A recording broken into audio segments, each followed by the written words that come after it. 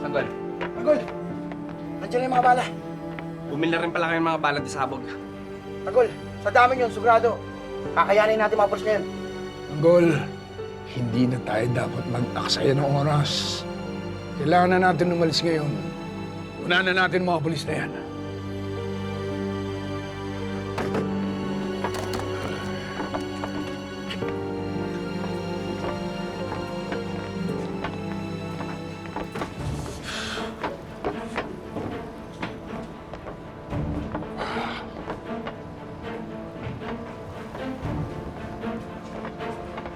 Marami pala kayo nakuha ang bala. Sigurado sapat na ito para masikip natin si Baba at ang nanay mo.